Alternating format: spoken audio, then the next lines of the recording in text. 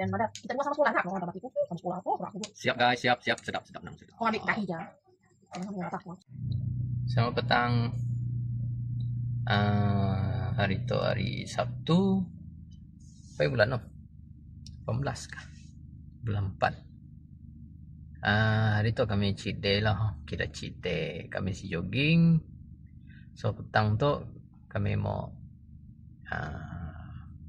panggang babi. So kini tu kami dekat Bau. Kami mau beli babi lah si banyak lah. Pakai makan malam tu je. Okay, jom kita ke kedainya lah. Kini tu kami dekat Bau lah. Dekat situ kedainya dekat di Bah Royal Nel. Nya area Everwin. Bersebelahan dengan Petronas. Sebaris dengan Petronas. Petronas dekat Cinun.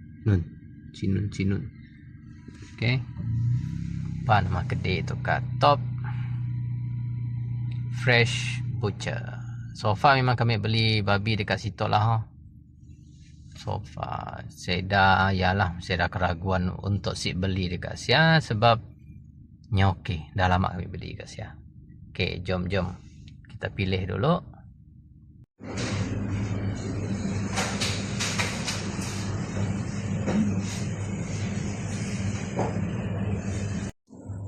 So stok yang kami beli tu ya.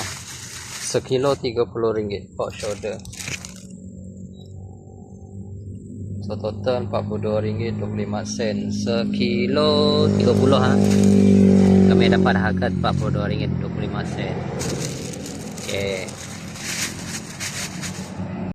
Part 2. Okey. So kami dah pula perap babi, ayam. So jom kita tengok apa yang kami dah perap lah. Ayam dengan babi tengok. Okay, itu adalah sayap ayam yang kami perap tengok. Bahannya simple je, bawang putih, garam, serbuk perasa dengan gula merah, gula pelangi. Yang tu leher ayam.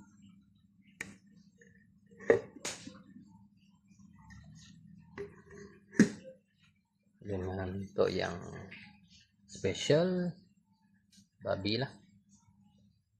Okey, yang perap sama aja. Dalam sejam. Dalam kita manggang mesti buat api. So, tunggu api jadi dulu. Stay tune. Sayap ayam. First trip sayap ayam panggang dulu.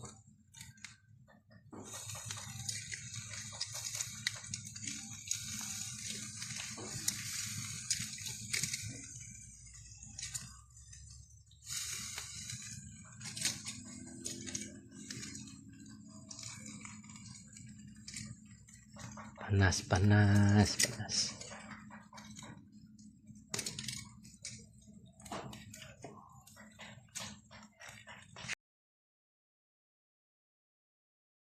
Second. Itu adalah the next benda yang dipanggang lah babi yo.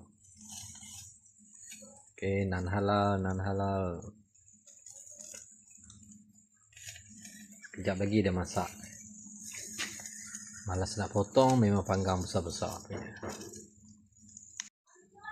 Okay, yang ni sayap tadi, yang di bahagian dia punya kepak yang dibelah dua. Ini sebahagian dia tadi. Okay, yang ni last strip dia kulit. Okay, kulit leher. Yang ada kita dua sama sekolah nak, kalau ada batiku sama sekolah apa, kalau aku. Siap guys, siap, sedap, nang sedap. Kau ambil dahi aja. Jangan ambil mata aku.